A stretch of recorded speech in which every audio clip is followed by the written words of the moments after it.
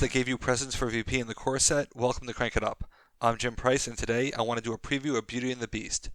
Hopefully you've already seen this combo in action, as I completely dominated Sonus in the Day of Smashing. But for those who haven't seen it, this video will give you an insight into their mechanics and game plan. Beauty and the Beast focuses on discarding cards to gain benefits, with some cards themselves being brought to life, playable by the fact that they were discarded. This is a relatively new design space for Smash Up, which is nice to see in Disney. With a mechanic like discarding where you want to actually discard cards, it's important to weigh costs against gimmicks. We see this immediately with Belle, who is the leader of Beauty and the Beast. Belle and Beast have abilities that are linked, they have uses independently, but can be stronger together. For Belle, she has the ability to draw up to 3 cards, with up to being an interesting phrase, but only if Beast is there. For this ability, if you could pull it off, great. Otherwise, don't wait too long, because the TDAC is too good to pass up.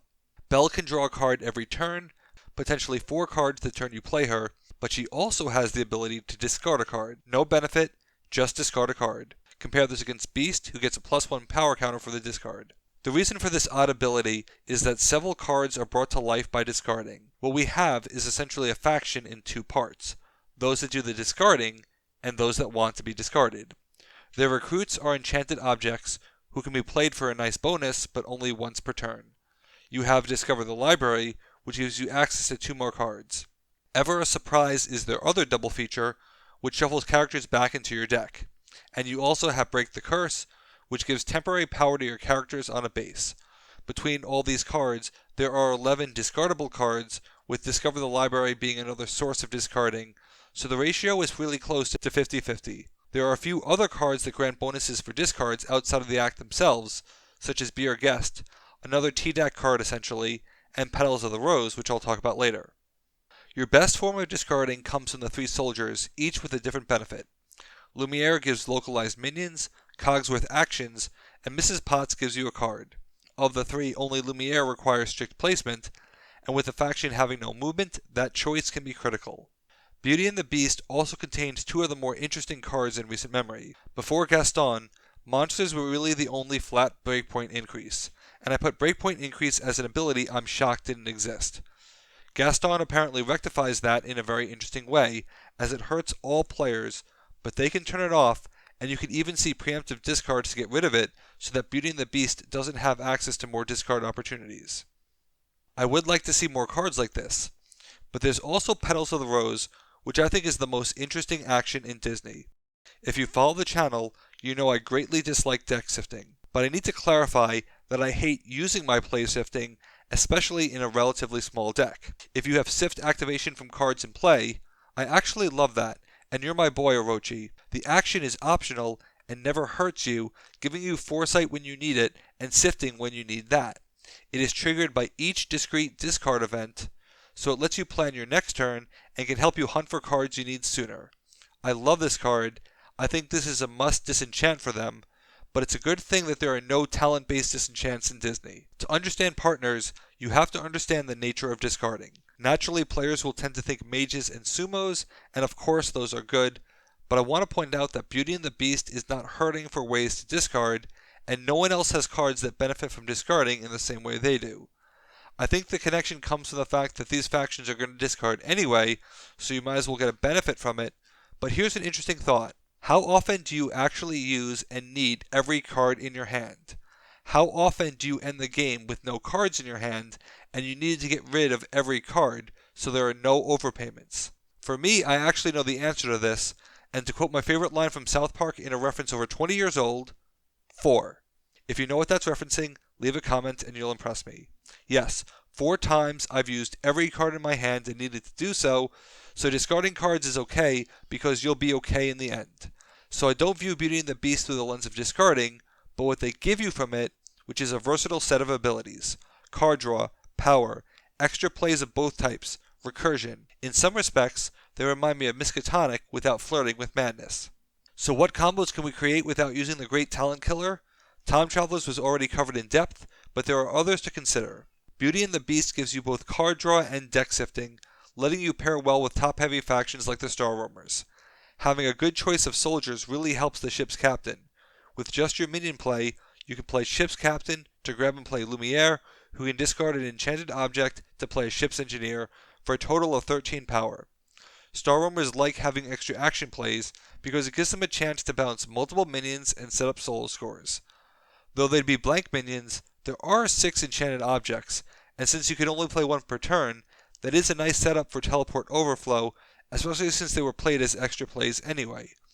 With both factions having recursion or persistence, it becomes that much easier to set up Belle and Beast combos, with Belle being a good choice for mass teleport to re-trigger her on-play ability multiple times. You also get minion name diversity for Science Officer, and this is a great way to pull back Lumiere or Cogsworth to use them again later. One thing that Beauty and the Beast cannot do is hurt other players, but for the same reason as Star Roamers, Kung Fu Fighters are a good fit as a top-heavy faction. This also brings some destruction capability that can set up solo scores, but the soldiers have some really good talents that make expert timing very interesting. Consider Cogsworth. You can discard a card, perhaps break the curse, to play another action. There's a lot of Kung Fu Fighter cards that are interesting in a Phase 3 context, but this can let you potentially double score or steal a base. Fast as Lightning as a special is very interesting, since it isn't the greatest fit for Kung Fu, but as a come-from-behind play that lets you recur a strong minion, it's phenomenal. Kung Fu can power creep hard because of their power counters, which makes a card like Gaston really ideal. This combo has a lot of micro moves like using crickets for extra plays to allow Drunken Master to reactivate. Because Beauty and the Beast doesn't have a ton of extra power, they really love the power counter factory that Kung Fu provides. Obviously, anytime you see unique 3s, as you often do in Disney, you have to think shapeshifters and killer plants, but it's worth noting that both Minion Star factions enjoy the double feature recursion of Beauty and the Beast, especially since it puts them back in the deck, which is where you want them. Belle in particular is a really good target for Doppelganger to play on Beast base. Killer plants appreciate the higher minion quantity, since Vinity's Mantrap can pull the enchanted objects for persistent power. My final combo makes use of the fact that Beauty and the Beast gives you flexibility of plays, which the dinosaurs love. In addition to giving them the usual card draw and deck sifting, this combo gets some really interesting pick your poison plays. Imagine having Lumiere and Cogsworth out on different bases. Where is your rival going to attack? Lumiere can discard enchanted object to play a War Raptor, followed by your regular War Raptor, followed by one with Provincial Town.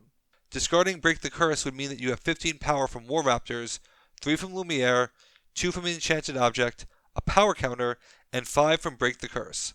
Or you can Howl with Cogsworth. Alternatively, King Rex augmentation to make it 11, an Enchanted Object to get an extra action, and Rampage, and any 24 base is gone. But you can also use the same War Raptor play for Armor Stego as a Come At Me strategy. Replacing 3 War Raptors with 3 Stegos is still 15 power, plus 3 from Lumiere. Throw on an upgrade, and that really sets up the Come At Me play nicely, knowing that those extra actions play nicely with Howl and Dinosaur Destruction. As I said in the beginning, I like Beauty and the Beast, but I have 2 issues that I think would have been solvable outside the Disney context that tries to keep the complexity down. First is Enchanted Objects at 6 copies. With it being a once per turn limitation, that means that you aren't going to discard them all, and you will be stuck with some extra cards in your hand, which ironically forces a discard you may not want at that time. I had the same issue with Hydra, where it was too many of a single card. It's ironic because here I am saying how I'm done with unique minions, but also asking for diversity. I think this is a clear opportunity to drop 2 copies in favor of a 2x minion, especially since it wouldn't cost any additional art, and it would add more dimension to the faction. My second issue goes back to Belle's discarding a card talent. Why ever do this? Because there are plays that you can play upon discard. While that's not a problem itself, the issue is that every card in Beauty and the Beast simply plays itself upon being discarded, rather than having an alternate ability only triggered by the discard. Playing Break the Curse versus discarding it makes no difference, so of course I'll go the discard route. This would have been an opportunity to have a ton of flexibility of playstyles, but I'm guessing that the complexity factor stopped what would have been very interesting. As a result, they sometimes feel a little scripted. Having a double feature for recursion is really tricky because if you draw those cards early, it is painful. But mostly, the lack of consequence for discarding allows Belle to have an odd talent in a vacuum, which pushes the faction closer to gimmick territory than I'd like. But issues aside, this is a fun, consistent faction that brought new life to the idea of discarding cards. It's no longer a thing cards do to make themselves feel better about balance, it has actual reasons to discard cards. What do you think of Beauty and the Beast? Who will you pair with them? Let me know in the comments. Thanks for watching, be sure to like and subscribe, let's shut it down.